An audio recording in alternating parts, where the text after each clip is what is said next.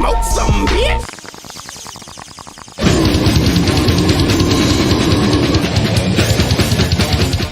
Man, that shit smell good as hell, dog.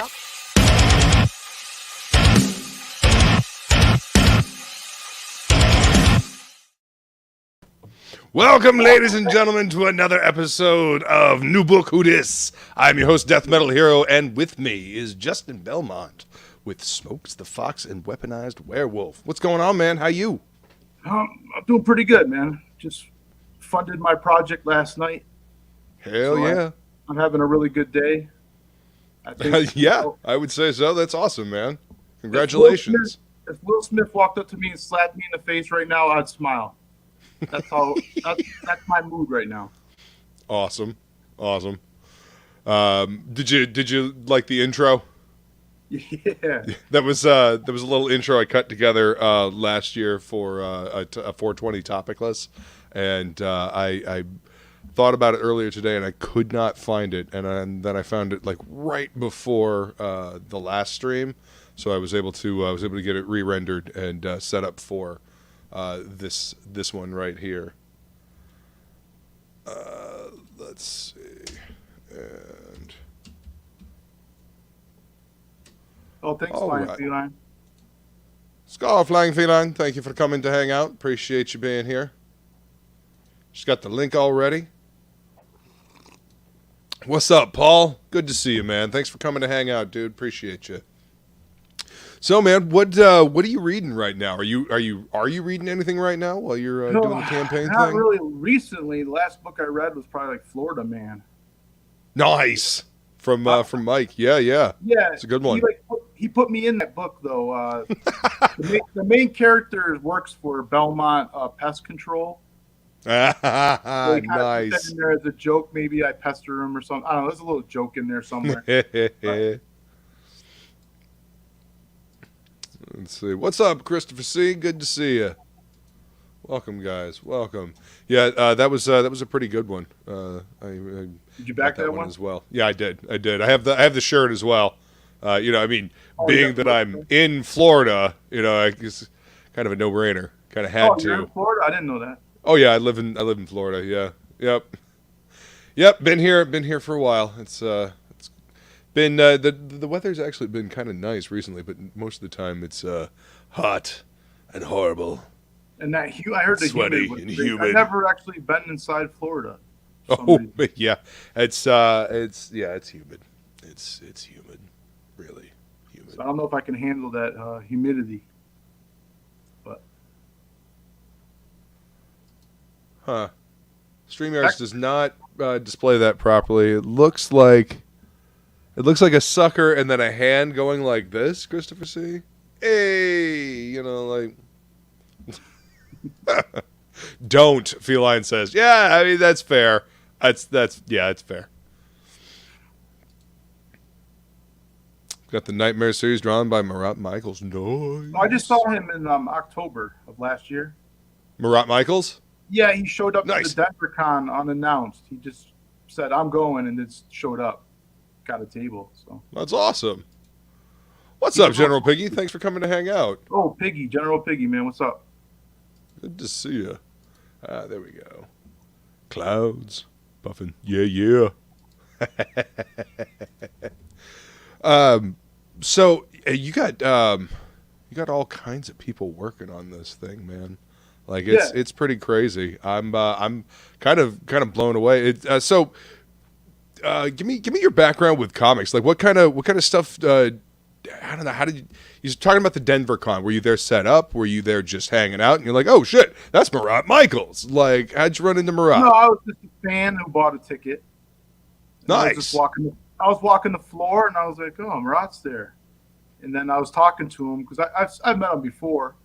Right. And his prices went up a little bit along with everybody else's. I don't know if you've been to a convention, but everybody like tripled or doubled their price.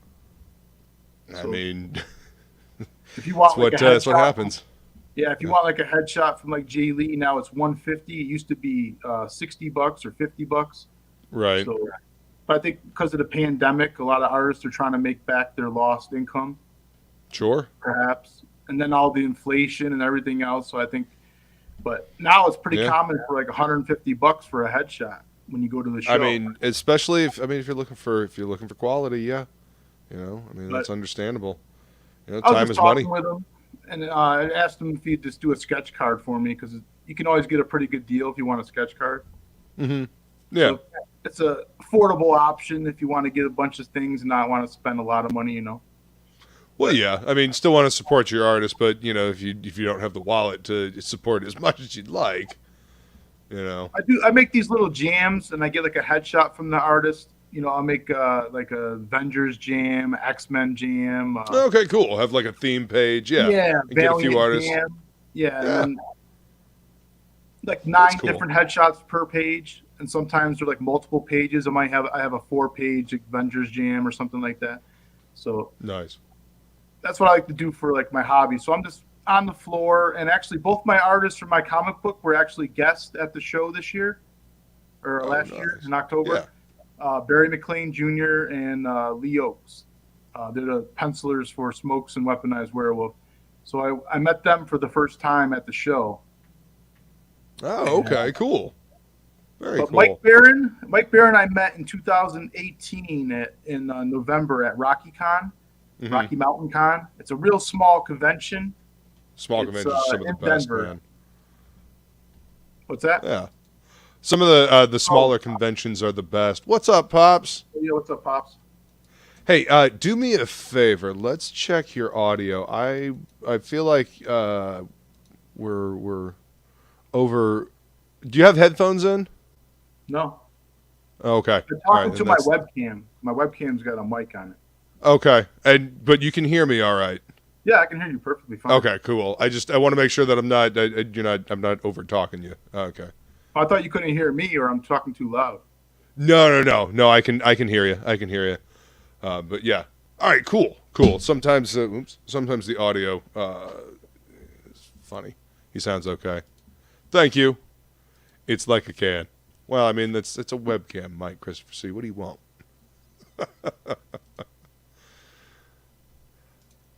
Yeah. Well, I mean, yeah.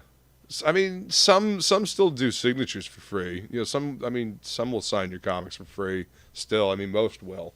But I mean, like remarks, little sketches. I mean, these dudes got to eat. You know, these folks got to eat. So, you know, they're at a convention. I mean, and from what I understand, going over to a convention in Europe, I mean, people almost are expected to do free little sketches or something like that. I don't know if that's the case anymore, but I don't know. That's what I heard. I heard that's what it was like back in the day.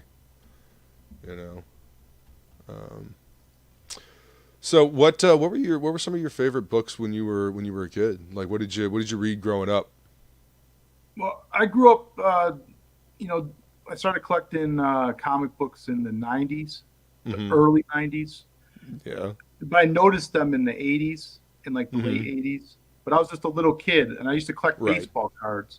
So I'd go to the comic book shop to buy baseball cards. Right. I was in Little League, just a little kid, you know, played NES and collected baseball cards. And then I went into the shop, you know, and then I started noticing the comic books on the rack. But at first, you know, I didn't buy any, but I would just look at them, you know. And I remember some of the first books I've seen were actually The Punisher, with the Joe Jusko cover. Yeah, man. The one I vividly remember is the Punisher's like skiing, and there's like a snowmobile with a guy with like a Uzi like chasing him. Do you remember that one? No, but I mean that sounds like a Punisher cover for sure. But I never actually bought the issue. I just remember seeing it, and that's actually Mike Barron. That was one of Mike's. Yeah, it's one of Mike's. It is one of Mike's? Yeah, but that's awesome. I didn't actually read it. I just saw it on the shelf. Well, yeah, but it caught your eye. My interest. It got me kind of curious about it. But later on, then I actually bought my first comic, and that was New Mutants '87, the first appearance of Cable. Yeah. But I bought it like as a back issue. It was like at the mall in like some little shop. It was in the window, like taped to the window. And I saw that cover, and I was like, I gotta buy that. It was like $7. Pretty cool. Yeah, it was like $7. it was bagged and boarded, stuck to the window, and I bought it. And that was the first comic I remember purchasing. And awesome. Then I got kind of into Valiant comics and Image. Oh yeah. Cerebus, Bone, a lot of indie stuff. You remember there was a big indie scene back then. Oh yeah, of course, man. I mean, there was Everybody a huge had indie scene their in own the book. '80s. You remember that? I mean, Cerebus was huge and influential, like in the black and white '80s scene. Like it was the Ninja Turtles and Cerebus were like the two main indie successes from the '80s, and then it kind of bled over into the '90s. Because you had kind of the underground indie comics, and then you had like the Image and Dark Horse indie comics, and Valiant. I like stuff like Concrete, yep, Bone. What else did I collect? Some Image stuff, the Max.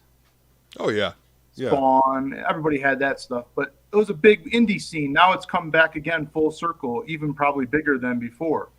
Now. Yeah. So many things are now possible. I was on a stream the other day with like a guy from Australia, a guy from the UK, a guy in Idaho. Yeah. You know what I mean? And now we got crowdfunding. We can actually get our dreams, funded. We can actually make them, come true. I got funded last night. I'm able to now print my comic and get it out to everybody this summer. Heck yeah, man. That's how you do it. Build the audience and put out a good product. I mean, you got Mike Barron working on this thing. You got Rodney Ramos inking this thing, man. You got a rogues gallery working on this book, dude. That's awesome. What's up, Gino? Gino's actually a regular in the shop that I work at. What's up, Gino? That's my dude. Speaking of Florida, actually, both people that did the cover behind me, the main cover, the Perlin Leighton cover, both those guys live in Florida. You know that? Oh, there's a lot of comic book people in Florida. Yeah, Donald DeLay's in Florida. End up one day. I'm going to end up in Florida. I'll be a Florida man one day. That's my destiny. Well, okay. It is very warm, and it is very sweaty at times. I will warn you. Humid is the word. I just need central air, I guess. Yeah. Oh man. Yeah. Faux show. No, thank you, Feline. I appreciate that. And we got the link for Smokes the Fox and Weaponized Werewolf #0. So, tell me a little bit about where this concept came from. Like you mentioned that you read a bunch of indie comics. You read Bone. You read the Max and stuff like that. So, where did Smokes the Fox come from? How did that come about? His major influence was Cerebus. Yeah, nice. So that's why actually when I was redesigning the character, I actually hired. Everybody ends up in Florida. I actually hired Gerhard from Cerebus to help me redesign the character. So we ended up adding the Nam outfit you see on the cover. Mm-hmm. And that came out later. Before, when I first designed him, he just wore a wife beater or a hoodie.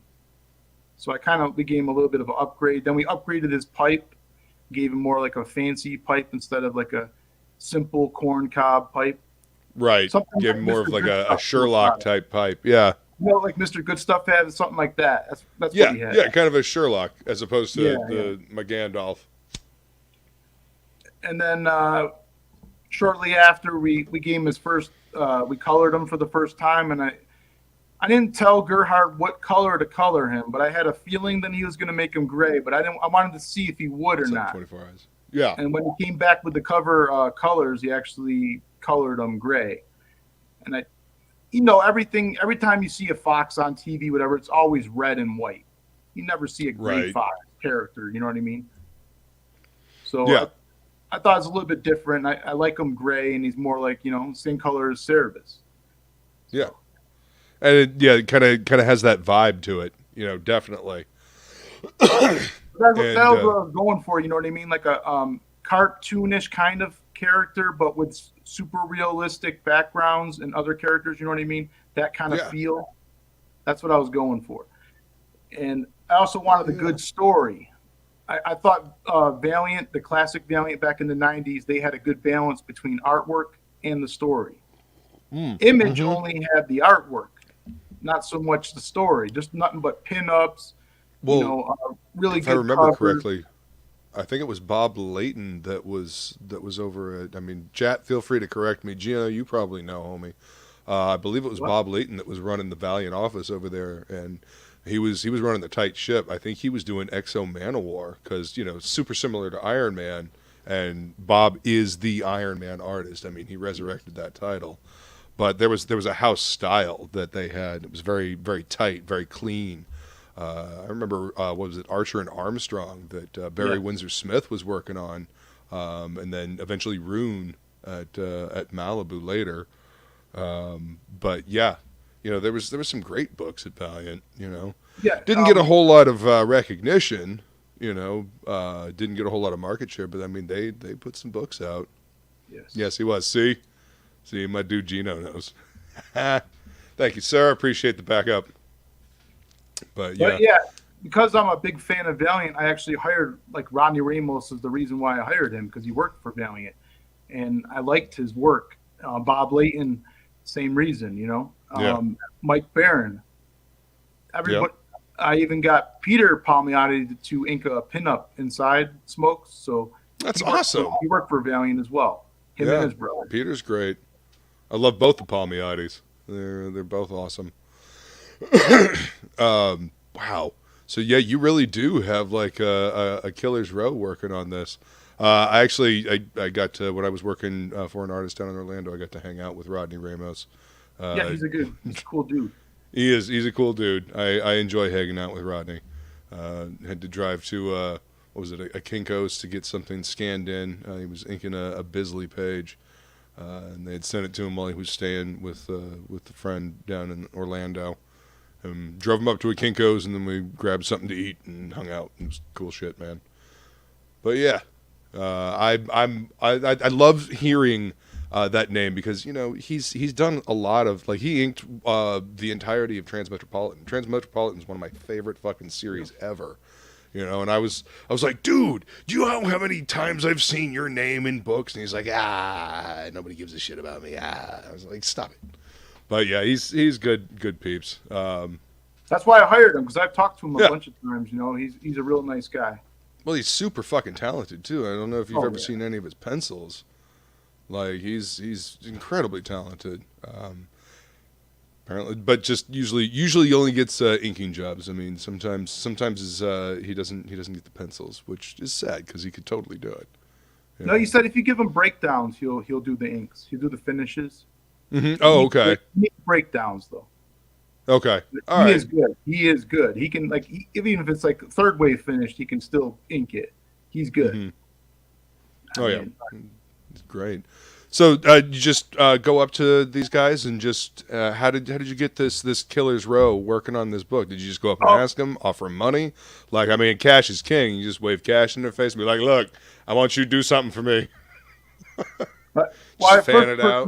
The first person I needed to get was the person to write my book. So the first person on my list was Mike Barron, and he just happens to live in Colorado. Well, there you go. Yeah. And every year he goes to Rocky Mountain Con, and I seen him a few years in a row. But in 2018, in November, when they had it, I walked up to his table and I was like, I have this idea for a pot-smoking fox. I didn't know how it was going to go. You know what I mean? It was just a fuck it moment. Just ask him. And if he says yes, he says yes. And if he says no, you know what I mean? Just walk away and whatever, But I don't know if he liked my pitch or whatever. Once he heard it was about a pot smoking fox, he was like, I'm in.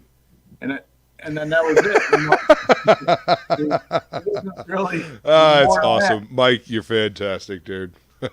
He said he was born to write this story. Yeah. Hell yeah. That's what I like to hear, man. His first job was working for the government, actually smoking marijuana and doing studies, research for the government. Probably filling out questionnaires and doing tests on him to see how his health is or his lungs are handling it, or Uh, whatever, blood or whatever. I Blood mean, work. I that's the kind of experiment I'd want to sign. Yeah, it's like I'd do somebody's that. Yeah. dream job, and that's what he was Right? doing. You will get me high and pay me, and all I have to do is write this. Okay. Continue. So after Right? I Nice. got him, I needed a person to actually draw my comic, Yeah. and Mike recommended this guy named Lee Oaks.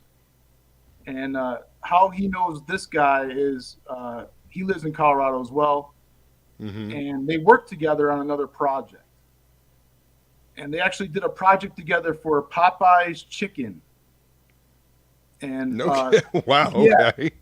so Yum. they had these kids meals, I guess, that Mm-hmm. came with a comic book. Hmm. And I don't know who came up with the Okay. title. But the name of the comic book was called High Rollers. Maybe Mike came up with that name. I don't know. It's HI Probably. Rollers. Uh-huh. And it was like 4 comics, really short comics, which should have been 1 comic book, but they split it into 4. You know what I mean? Made a really small comics, so the kids can collect all of them or whatever. Yeah. And, and then Mike mailed me those comics and said, "Yeah, check out his art. You know, he's a good guy. He can draw what you want." And then I actually hired him. Excellent. What I did is I hired him to create the model sheets for all the characters in the story. So when I got the script, I would see a character, and then Mike would describe the character a little bit in the story, maybe blonde hair, looks like this person or whatever. Mm-hmm. And then I would give that description to Lee, and then Lee would, work on a character design, and then I would see the pencils, and I would say, no, give him a beard, or give him some ripped jeans or whatever, give him some notes on some feedback, and Right. then he would come back and then do my changes, and then he would ink it. And then once I got all the characters down, so now I had the script by Mike Barron. I got the characters, pretty much everybody who's in the book. I have a model sheet, and Excellent. then I needed to get an inker, and that's when I just I think I just messaged Rodney Ramos on Facebook, I believe. Oh, awesome. And then I was like, he knew who I was because I talked to him before, and I was like, I was that guy I talked to you at the Wyoming con for like 3 hours at your table, remember? And he's like, oh yeah. But Awesome. he's a talker. I could talk to him for like 3 hours. You know what I mean? Yeah, but exactly. I can sit and talk with Rodney like all day. Yeah, he's good peeps, man. Got a lot of fun stories.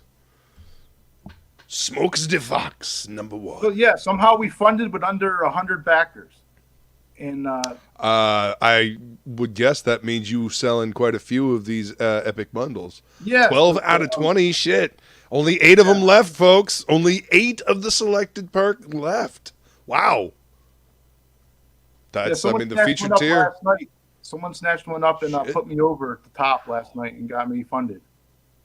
That's fantastic. You know what? I believe that deserves this. This is to you, backer, that pushed them over.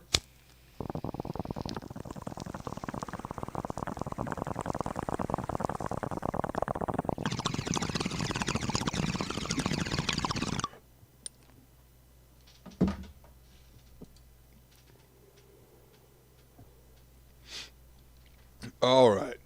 Oh, how did Smokes the Fox come about? There's an entire thing. You already had it written out, man. Damn. Well, I left the part about weed. Basically, I discovered weed and comic books around the same time, Mm-hmm. and those are my favorite things. And then, I got into like sketching and drawing, and then I would sketch, like Cerebus and stuff like that. And then I came up, with a character that was a fox, but he was similar looks to Cerebus, but I didn't want to rip him off completely or anything like that. But I just got a little bit, just my influence. And then I knew that later on I wanted to get him redesigned, and I knew Gerhard would be the right man for the job to help me do that. And that right there is the oldest surviving sketch. Yeah. What year is this? 1993. Yeah. Wow. I was like 15 or 16, and my mom found that in a folder she had at the house, and she mailed it to me. And it was inside, and it was like almost like tissue paper. It was not even like paper Oh, wow. regular paper anymore. You know what I mean? It's a lined Yeah. piece of paper that was ripped out of a notebook. And it's really delicate. Wow. It's almost like the shroud or something. You know what I mean? It's a really like brittle. Yeah. But Yeah. Paper as it ages, it does get brittle. Okay. I can kind of see the edges and the lines. yeah, I try to clean it up a little bit in Photoshop. Yeah. But ballpoint pen back in the day. Very Yeah, cool. just a big pen. Yeah. Yep. And there's the cover to Smokes the Fox #1. Yeah, and I approached a bunch of different artists, or not a bunch, a few different artists, and I got turned down. I don't want to say names, but it's not. I don't think it's the easiest pitch for nobody to come out of the woodwork and demand somebody to draw a pot smoking fox riding a motorcycle on a cover. So, I mean, it's the kind of thing that makes you chuckle, but then you say, all right, I mean, it's a challenge. Come on now. Shit. but I asked Don Perlin because I kind of knew him because I commissioned him a few times, and I actually worked out some deals with him, and I bought some original art from some actually classic Valiant Bloodshot pages from him I bought off him. Oh, nice. Yeah. Very nice. He's a really cool guy, and I even sent him a present one year for Christmas. He's really nice. We even talked on Facebook phone. You know what I'm talking about? Oh, yeah. And then I asked him, I said, hey, I got this comic book I want to put out. I've been wanting to put out since I was a kid. And then I showed him the model sheet that I had made. And the model sheet, Smokes didn't have any pants. He just had the jacket and the wife beater, but he didn't have any pants, like Winnie the Pooh. Right. And he said he would draw it, but then he said he wouldn't draw the character without pants, though. Right. So he wanted to put pants on my character, and I said he looked stupid kind of with pants. I didn't really want him. And then we actually compromised and came up with the shorts. Yeah. Now I kind of dig the shorts, and I don't mind it. But originally he was supposed to be, free balling it. Smokes the Fox free balling around. Yeah. Now the shorts kind of the shorts kind of fit the personality, it adds to the character. And then with the shorts you can do this little gag down here. Yeah, Gerhard I know because I was a big fan of his. I love his cross hatching work. Yeah, cross hatching is second to none. If you get really close into this cover and you get right up in there, you can see the cross hatching. It's incredible. The layering, the especially the ground. You look at the ground and the trees in the background. Yep. Just everything. Look at that motorcycle. That motorcycle's fantastic. Oh yeah. That is really cool. That is really cool. I got married in 2015, and I actually had Gerhard draw my wedding invitation cover. Oh wow! So that's the first time I hired him. Mm-hmm. And then when I had the idea for Smokes, he was in town actually at this convention, Denver Dink or something like that. It was this convention that's only happened like 2 or 3 times, and it's since closed its doors because of COVID. But he was there as a guest, and I was like, "Hey, remember you did my, my wedding cover?" And I gave him a copy of my invitation. I actually even invited him to my wedding, and he was going to sail to the island to come to us. You said, wait, you're in Florida, right? You're not in Michigan, right? Yeah, no, I'm in Florida. We got married in Michigan. It's on this little island called Mackinac Island. I don't know if you know. Oh, yeah. And my wife's family lives in the little town across from Mackinac Island. Oh, no kidding. So, wow. My wife always wanted to get married on the island, and it's expensive, but we managed to do it. And we got married in this really historic 1800s church. It was called St. Anne's Church. And Gerhard's really good at drawing background, so I had him draw the church for the cover. So I made a relationship with him, and then I pitched when I saw him again in person in Denver. I pitched the idea, do you want to draw my comic? I originally wanted him to draw the interiors, everything, for the comic. But Yeah. He ended up telling me that he couldn't draw the interiors because he just did some comic book for Heavy Metal magazine, Mm-hmm. and it ended up not ever getting published because now there's some kind of problem with the copyright. The writer and the Oh magazine or something no. are fighting, so it may never Hell, see. good It stuff. may never come out. Welcome. Hey, what's up? Good stuff. Good to see you, man. So So the story that he worked on may never come out.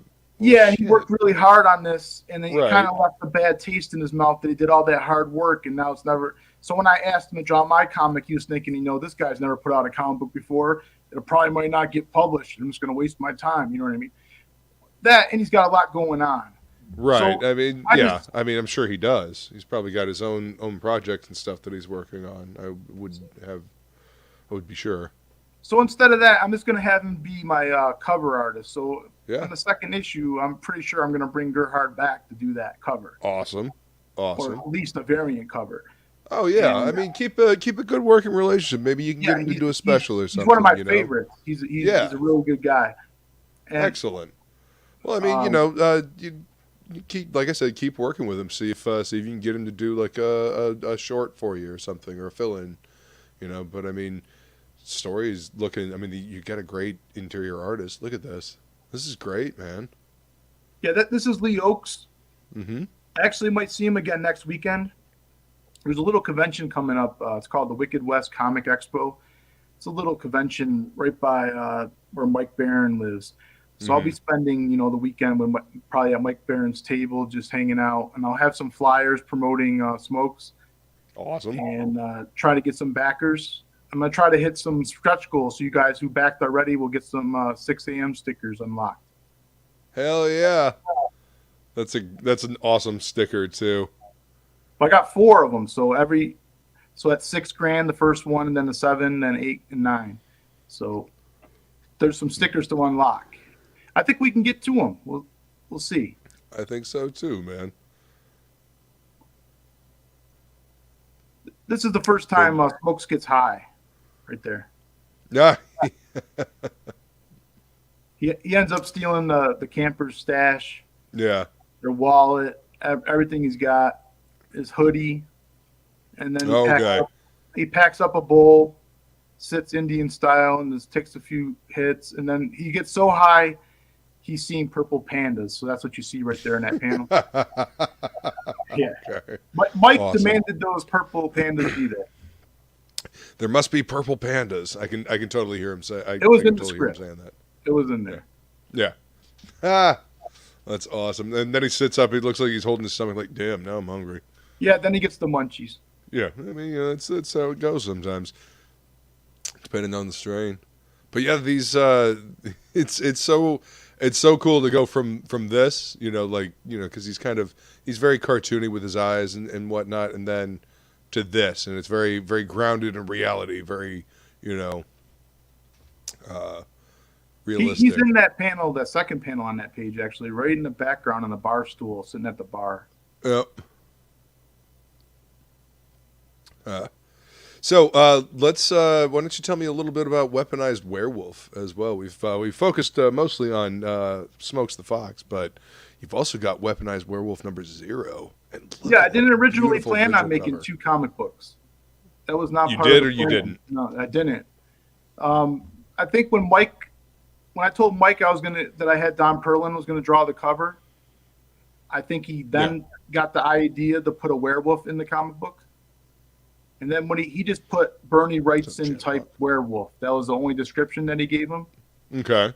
And then I was thinking one night, I was just high thinking of names, and I just came up with Weaponized Werewolf.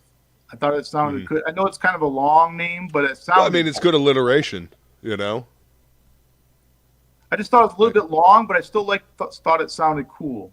Yeah, totally. And then Great what logo. happened was it was going kind of slow when I was getting the work done for Smokes. The pages were coming in extremely slow. Lee Oakes was really backed up, and it might have took him months and months and months to give me one page.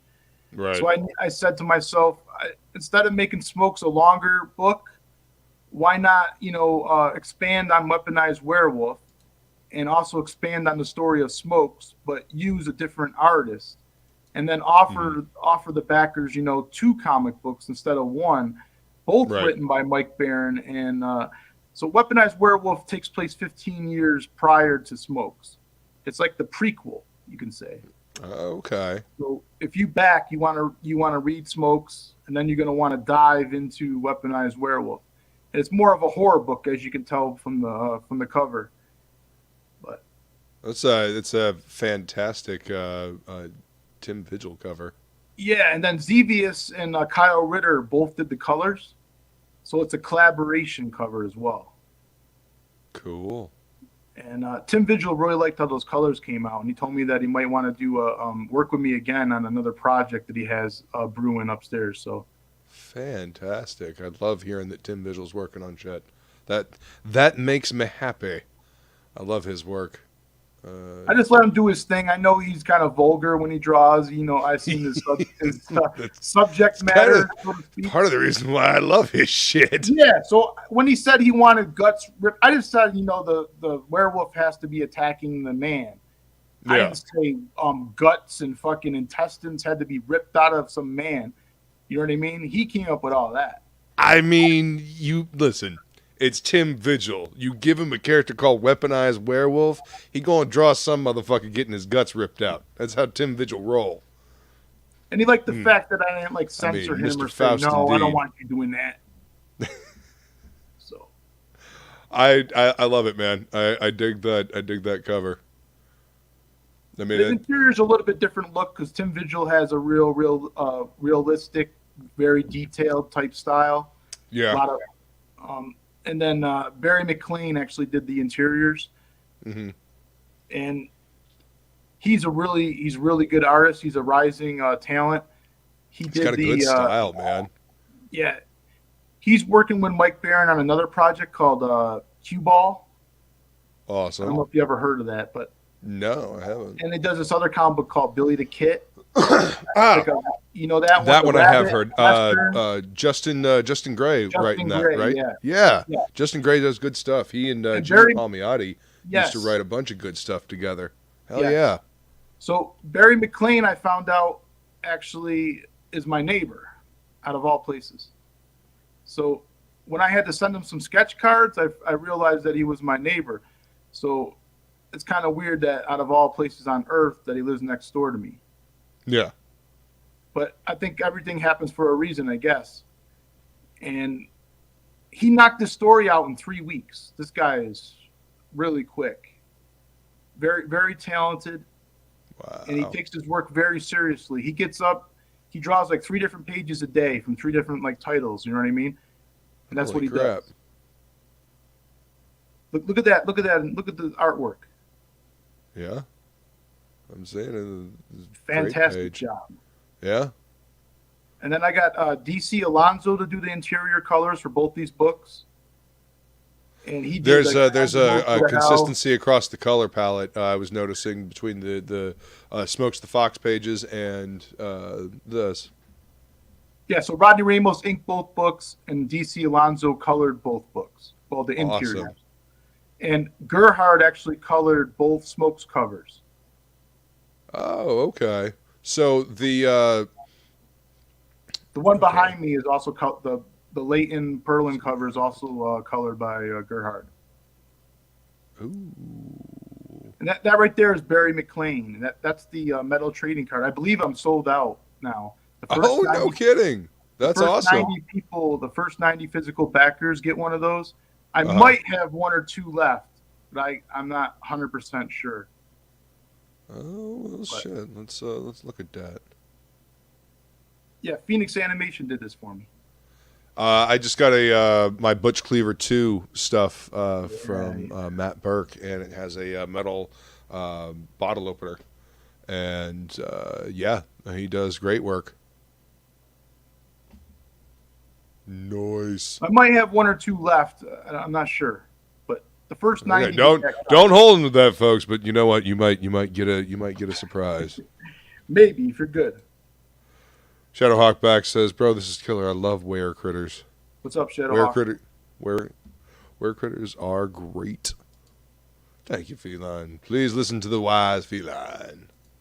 But yeah, these pages are great, man. I love the dude's style, and it's cool to see the contrast between this and this. There's two different, I don't know, almost two different sides of the coin. There's something for everybody. I got Comicsgate mixed with comic book legends and mixed with rising new talent. So it's indie comics, man. That's what this is. It's indie comics. You got a story that you're telling, you hire the talent that you feel will do the job. Because why? Because they have the skills to do the job you hire them for. Novel idea. I did that license plate because I haven't seen anybody do that before in their campaign. Have you seen one of those? No, and considering you have a motorcycle in the story, it kind of makes sense, Yeah, and these are the same size as a motorcycle, a 4x7. Yeah, a little van, like a little motorcycle plate. That's awesome. But it also comes with magnets, so if you want to make it a big ass magnet, slap it on your fridge, you can do that too. Awesome. And that's the neck gaiter, so that's the Gerhard cover. Yeah. So it's not a COVID mask. Actually, I just saw a thing that says that neck gaiters aren't officially a mask that you can use when you fly or whatever. It's not considered a mask. But if you don't want to wear it on your face, it's basically like a cloth print. So it's like a collectible print. Mm-hmm. Metal bottle opener. And I'm guessing Phoenix Animation is doing the metal bottle opener for you as well? Yeah, he did the metal bottle opener for me. Oh, what you got there? Hang on. This is the neck gaiter. Oh, okay. Oh, yeah, that turned out really nice. Yeah, and it's double-sided. Yeah, totally. Let's see. And a free rare mystery gift when you back the epic bundle. Oh, sorry, go ahead. Yeah, if you want one of those bottle openers, you can get those for $10 as an add-on. Oh, awesome. Okay. Oh, look at the stickers from 6 a.m. Yes. He's awesome. Mark is fantastic. Smoke is the first one that gets unlocked at 6K. Yep. And then Weaponized Werewolf at 7. Sepoy is that gray alien right there. He's a big part of the comic book. He's kind of like the boss in the underground facility who runs the show. And that last guy is Colonel Mayberry. He's in charge of the base for like the humans, but still, the alien gray kind of runs the show. And he's actually the colonel. What? No, I think that's cool. He runs the show. This is like his little soldier. So I hope we can get to unlocking those. Yeah. Just more. And you got all kinds of stuff planned. Look at that last stretch goal, though. It's funny. Baron and Belmont. All right, we need to get that one. We need to get that. So to you that guys want to back 10 times over? We can get there. Yep, get to 35K. Hell yeah! All right, let's go back and we'll take a look at your tiers up here. Let's see what we got. What we got rolling. Scrolly. See, I was saying this on my last show. If I could scroll through, all the cool stuff over here and like have the perks just stay right there, kind of like the way Kickstarter does. But anyway, I digress. All right, the epic bundle. So what's in this epic bundle that you only have 8 left of? Well, the epic bundle comes with the mystery gift. And that's the only way you can get the mystery gift. And there's actually 2 different mystery gifts. So you might get one or you might get the other. Oh, they're very, very rare. It's going to be even rarer than the 90 metal cards. But I'm not going to say what it is. Well, I mean, that would kind of defeat the point. That would be kind of defeat the point of mystery. Someone asked me, what's the mystery gift? Yeah. Everything here, you get pretty much everything except for the original art page. Right. You get everything else. So you're gonna get the sketch card. Mm-hmm. You're gonna get the mystery gift, the Smokes vanity motorcycle plate. You're gonna get the neck gaiter. You're gonna get the Phoenix animation bottle opener, And if you were one of the, the lucky 91st people, you're going to get the metal card we just showed. And then all those comics are going to be signed. So you're going to get all 3 covers, and they're all going to be signed by Mike Barron. Will sign all 3. I'll sign all 3, and then both interior artists will sign their comics that they drew. So you're going to get 9 autographs total when you back this tier. Hell yeah, that's great! Wow. That is indeed an epic. If you wanted bundle. the sketch card, you didn't want to, get the epic bundle, you can always add it as an add-on. So it's $25 for a sketch card. I only have a few of those though. Right. Then the next one is a digital tier. Yeah. Since I'm not offering shipping to anything outside of America due to I never shipped outside of America before, and prices are like through the roof. And because my campaign was kind of like a wild card, I didn't know if I was going to, do extremely well or fail, or I didn't really know how it was going to go. And I just decided just to offer domestic shipping for the first campaign. And then someone mentioned that I should probably offer digital tiers for, people in Australia or the UK that want to check out my project. Shipping is just atrocious. Yeah, I think when I get more backers, I can offer a reasonable price, and then have the other people offset the shipping, because I'll have a lot of customers. But right now, I'm just too small right now to do that. But maybe on the second campaign or something, or down the road. Yeah. Oh, what's up, good stuff? The 420 tier with the free ounce. All right, Legendary Pack A. Perlin and Layton. Oh, shit. You got Bob working on this too? Yeah, Bob Layton inked that cover right there. He inked over Uncle Don's pencils, Don Perlin. And they've worked together before at Right. Belmont and Ghost Rider. I think they've worked even a few other times throughout their careers. Yeah. And they're friends. Yeah. And he couldn't. I know Bob because I see him at all kinds of. I go to all kinds of conventions, or I used to. Yeah.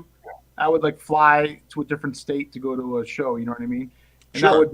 I would meet Bob Layton, several times, and I would, get him on my jam or whatever, and I'd see him all the time, and he knows who I am. And then when I met him, I was like, hey, I got a comic book. I'm making it, and he's like, oh, cool. And then I was like, oh, maybe you could do, maybe you want to do something for my comic. And he goes, you know what? I'll do something small. And then I thought about it. I was like, what can he do that's small? And then I asked him later on, to ink the cover. I thought that was something he would say, okay. And he actually did. So Uncle Don mailed it to him. They don't live too far from each other. They both live in Florida, like I said before. So, Yeah. So that's kind of how I got both of those guys. And then Gerhard did the colors on that one. And Okay, see that moon right there? Okay. You see Gerhard the moon did in the the covers background? You see the moon in the background on that one? Yeah. That moon actually is the cover of Cerebus 105. This Gerhard, particular moon. Yes, the whole cover is just a moon. He took that cover and made it a yellowish glow because it was originally like a gray. Right. And then it's the same exact moon though. So this is like a cover inside of a cover. Ha! That's pretty fucking rad. So Don Perlin didn't draw that moon. Right. Gerhard did. Gerhard edited. Wow. So you got see the Perlman, flame? Layton, and Gerhard all in one cover. Yeah, you That's see that flame right fucking there nuts. coming out of that motorcycle? Mm-hmm. That's actually the same flame pretty much as the first appearance of Ghost Rider. So it's kind of like a homage to Ghost Rider, since Don Perlin was drawing Ghost Rider for a little while. Yeah. He had a nice run. Hell yeah. That's another reason why we got Don, because there was motorcycles in it. Yeah. Oh yeah. You get the person that draws motorcycles. Yeah. And then he added the werewolf because the werewolf by night. Mm-hmm. So that's kind of how we. I mean, you get the people that are good at drawing that stuff. I mean, this is amazing amount of talent on that one cover. Holy shit! So this is the legendary back with Gerhard, and this is his cover. I think that in the background on that cover, in that Gerhard cover, I think it's supposed to be Castle Rock, Colorado. The reason why the town is called Castle Rock is because there's this rock that's on top of like the mount or the hills, and it looks just like a castle, just like that in that cover. So I think that's why I put that in there. But the cover's full of animals because he's known for drawing animals. Gerhard, that's his thing. And I gave him a list of nocturnal animals in Colorado. So all these animals are from here. So that's awesome. Okay. Yeah. And he's pissing on the tree, and someone said that this might be the first pissing cover. I don't know about that, but it could be. Yeah, I mean, it's a first for. It might be a first for something like that. Maybe a first in this particular scene. I don't know. I don't know if I've ever seen anybody pissing on anything yet. Not that I can think of, anyway. But yeah, this is a great cover, and I love all the different animals. So I have there's a fox right over there. Yeah, there's a red fox in there. There's a black bear. There's a horned owl. Yep. Some bats. Different types of birds. I don't know which exact kind, but I just gave him a bunch of a list of nocturnal animals, and I said, fit as many as you can in there.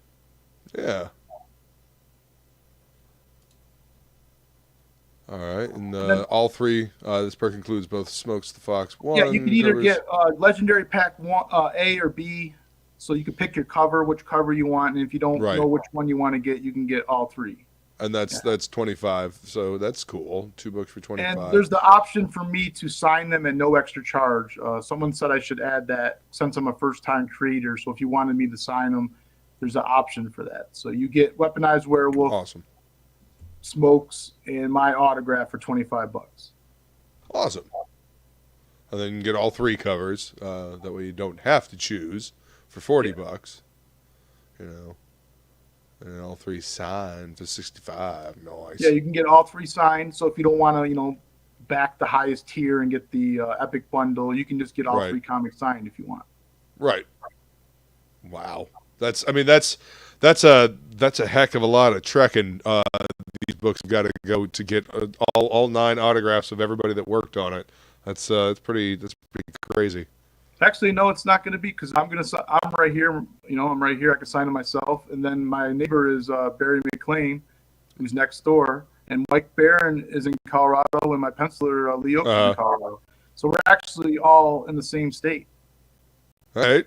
Well, shit. That's the only reason why I had to think of that because I know it was going to be a pain in the ass. Right. So that's why. But that's why I don't offer like Rodney Ramos's autograph because it would be too much of a pain. But everybody else, I'm able to do it because they're all pretty much local to me. There you go. Oh, cool! And you got a retailer bundle. Excellent. Yeah, no one's bought one yet, but I have it available. That's awesome. But I mean, it's I like that there are more and more campaigns doing this, and this is a great amount for a retailer bundle. It's a great level. It's free shipping on that one. Yeah, I really hope that somebody picks up on that because there's got to be some indie stuff, some indie people out there that would dig seeing something like this in a shop. But once I get them printed up, I'm going to try to get them in dispensaries. Yes. Nice. There's dispensaries now that have spinner racks, believe it or not. Hey, man. Hey, kids, comics. I mean, I'm quite fond of spinner racks. I don't know if you can. Yeah, I want someone to walk into their local dispensary and then buy some weed and then looking around and say, what the fuck's this? And then pick it up and buy my comic. That's what I want. Yeah. Hell yeah. All right, and we got some original art for Smokes the Fox. Yeah, those are my highest tiers. People love original art. Pages are $10 difference between the Weaponized Werewolf because Weaponized Werewolf was done non-traditionally. So Barry McLean did the pencils on one board, and then we sent the file to Rodney Ramos, and Rodney Ramos blue-lined it on another board. So when you back this tier, you're going to get both matching pages pencils on one board and the inks on the other. Oh, so. wow. That's fucking cool. And Mike Barron signed the pages too, so those are already signed. Holy crap! All that for $150? Yeah, and then damn, you get to pick their page from the pages that I have. Mm-hmm. I don't have every page because the artist kept some of them, but I do have a really good selection. So the way it's going to go is, I already sold one of each page. So the person who backed the Smokes page will get first pick of the litter. And then if another person backs, they will get second choice and so on. So whoever backs this tier next is going to get second pick. No matter what page they pick, they're going to get second pick. Right. So that's not bad. I mean, that's an amazing price to get the pencils and the inks. I'm not even selling them at cost. I'm actually losing money selling them at that price. But I mean, that's an amazing price. I need to recoup money because it wasn't cheap to get this kind of talent together. Of course not. That's the because good talent costs money. Yeah. So otherwise, these pages would be in my collection. I won't even sell them. But I need to recoup some money so I can work on the second issue and get to work. Absolutely. Well, now that you're funded for the first the first issue here, you can keep rolling along, man. Now, are you in your first 30 or? It's my second 30. Second 30. Okay, you got 12 days left in your second 30. Yeah, and you gonna go in demand afterwards? Yeah, I'm gonna go in demand for a little bit. Both books are done except for the credits page, which I'm gonna hit up my guy this week and tell him that I funded if he hasn't heard yet, and then I'll tell him that I need some credits pages created, and I might add some fan art in there too. Dan, like I said before, Dan Pleagle drew some. He said he would draw like a weaponized werewolf pinup for me, and I could put in there.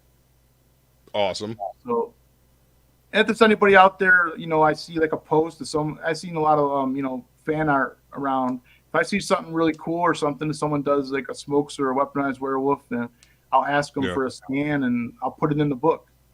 Awesome. You heard it here now.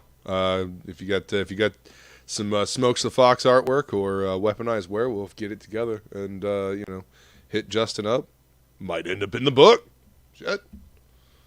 And Feline is right. That was quite the investment getting all that talent. But I mean, you get the first appearance amazing talent, dude. Or weaponized werewolf when you buy the page. These are good pages. Yeah. So. Yeah. And when are you looking to fulfill? August is my latest. It's gonna be in the summer. I think that the best time to get a comic book is in the summer. Some of my my best memories from collecting comic books is like walking to the shop a couple miles with my friends in the summer. I think it's a good time to get a really good comic book in your hands. I think. So that's what I'm shooting for. I put August in there, but I would like to probably get them there earlier. I better do sooner than later and have people mad at me or whatever. But for sure. I do want to stay in demand probably for a little bit so I can try to raise some more funds. I really do want to open unlock some of these these stickers from 6 a.m. He did such a good job. I want to at least get a couple of them unlocked, if not all of them. Absolutely. So, yeah, he did a great job. He always does a fantastic job on this. That's a trailer, Mrs. Good Stuff. Oh, I was wondering if there was a trailer. We should totally watch that. It's like a promo she did for me. Yeah, Hail the Good Stuff.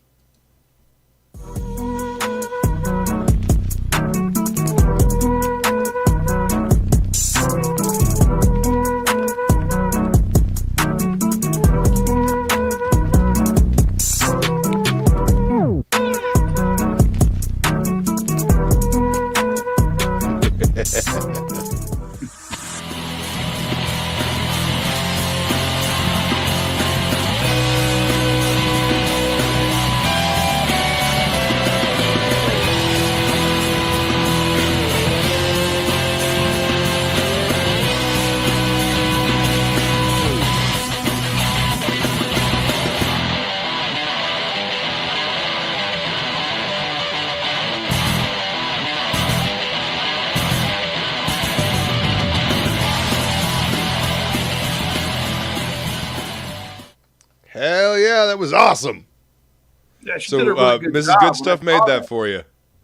Yes, just out of the Nice. blue. She said I was a guest on her show, and she just sent that to me. Said I could do whatever I wanted with it. I told her I was going to add it to my campaign page. But the true trailer is the next one to the left, the one I had made up. Badass.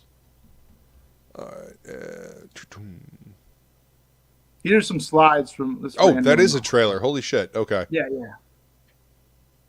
All right.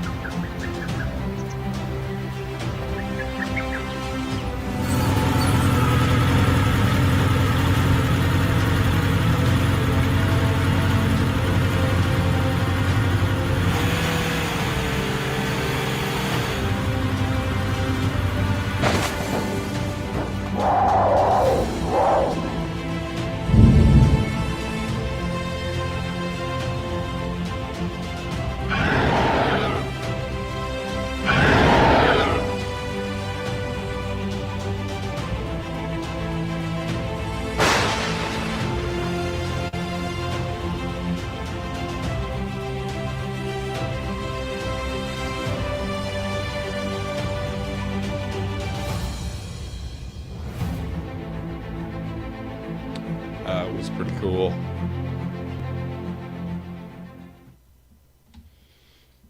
The that little bit of animation that you did there was pretty cool for the cover at the end. The snake wrapping around the tree and then like everybody coming in. That was neat, man. So you made that trailer? Oh, you're muted. Oh yeah, sorry about that. My friend Wendell did that trailer, that animation part for me. That's awesome. It turned out And good. my letterer actually did the video. His name is Kurt Hathaway. Oh, awesome. And he's Okay. my editor, my video guy, and my letterer, and my graphic designer. And he also helped me design Smoke's logo and the Weaponized Werewolf logo. He used to work with Marat Michaels, and Shelby Robinson and Oh yeah. and Dan Fraga at Extreme Studios. Hell yeah. And he's the one that helped you come up with the logos? Yeah, he actually is a letterer for Black Flag. So, Oh, yeah. and he also did lettering for Don Chin's stuff back in the day for Parody Press, I believe. Yeah, for his Parody Press stuff. I Yeah. really do like this logo. He's been around for a while. He does a really good job. Yeah, the logo came out. I do like this logo quite a bit here. He designed a lot of Rob Liefeld's logos in the 90s for Extreme Studios. Awesome. Remember all those titles? Oh, yeah, of course. You know, Bloodstrike, you know, Youngblood. Oh, yeah. You know, Priest. You know, oh, yeah. Holy shit. Awesome. Well, do you guys have any questions for Justin out there in the chat before we go ahead and wrap it up? It's a great cover.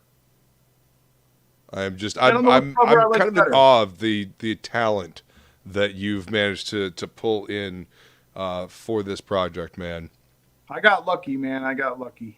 It's very cool. I love seeing classic talent working on new indie books.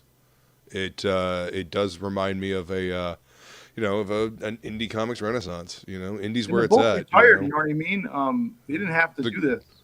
Yeah. Bob Layton's accomplished everything there is in comic books. He told me that. He told me Bob that Layton's a fucking superstar. Are you kidding me? There's nothing left. There's nothing left to do. He's done it all. Yeah, Bob Layton does what Bob Layton wanted to do. You know, I think it's fantastic that you got Rodney to ink your books. He's one of my favorite inkers. Him and Palmiotti were always in competition in my head for best inker. They're just both of them are so good. But yeah, I mean, I was talking about job. Jimmy. I mean, but Peter's pretty fucking good too. So, Yeah, Peter just inked one little pinup for me. I call it. Remember Demon in a Bottle? Oh yeah. You did a homage to that. Yeah, we did Demon in a Bong. I was high one day, so it shows Smokes looking into the mirror, and instead of a bottle of whiskey or whatever, he has a bong. Awesome. Will that be included in the book? Yeah, that's going to be a pinup in the book. And awesome. Peter did the inks on that one, and my artist Lee Oaks did the pencils. It came out really nice. I still got to get it colored though, so that's the only thing that needs to get colored right now. So these little extra things are the only things that are not done, like any extra pages I'm putting in. But I want to, give everybody more bang for their buck. You know what I mean? That's why it says 28 page plus. So 28 is going to be the absolute minimum. You will not get one page less than that for Smokes. So excellent. I want to give you more than that. You know what I mean? Yeah. This is my dream project. This is something I want to put out for almost 29 years. I think it's been. Holy cow, man! I'm going to do it right. I didn't cut any corners. I hired the best person that I can get for the job. And these are highly entertaining stories. This is not Beavis and Butthead type deal, stupid talk back and forth, smoking weed every panel. Smoking weed is just one part of it. This story is very, very involved. Both books go together. You're gonna really enjoy them, and then the one thing you're gonna want more. That's gonna be your complaint. You're gonna be like, yeah, but I want more. So I want to get you more. You know what I mean? So I'm gonna be pushing these books hard. I'm gonna be at that convention next weekend with Mike. So I'll be meeting people and I'll be telling them about it. So I'm hoping to get some stretch goals unlocked, and then start working on the next issue. Hell yeah. It's the way you do it. It's the way you do it. That hustle. Flying Feline says, is Justin still going to come play trivia tomorrow? Oh, yeah. I'm going to be playing trivia tomorrow. Excellent. Yes. Show starts at 5. Trivia starts at 6. The questions are meticulously made up, and the points don't matter. Until they do. And then they don't. Happy hour hangout. That's right. Smoking during happy hour. That's all right. That's that is totally allowed. You can drink whatever you want. And smoke whatever you want. I'll drink Dr. Pepper. There you go. All right, y'all. We're going to go ahead and wrap this one up. I want to thank Justin. Thank you, dude, for coming to hang out. I want to thank everybody that's hung out with us this whole time, talking with us. Again, just an amazing amount of talent in this project. Go back it. It's indie comics. It's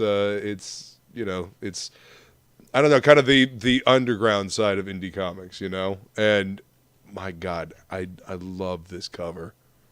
Like Tim Vigil, he's great.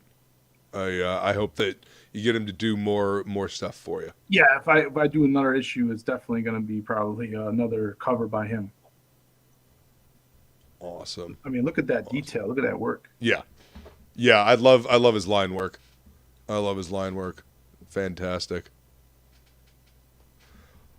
All right, guys, thank you so much for being here, and we're going to go out the same way we came in.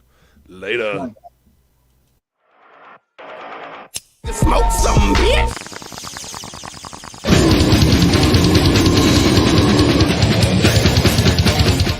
Man, that shit smell good as hell, dog.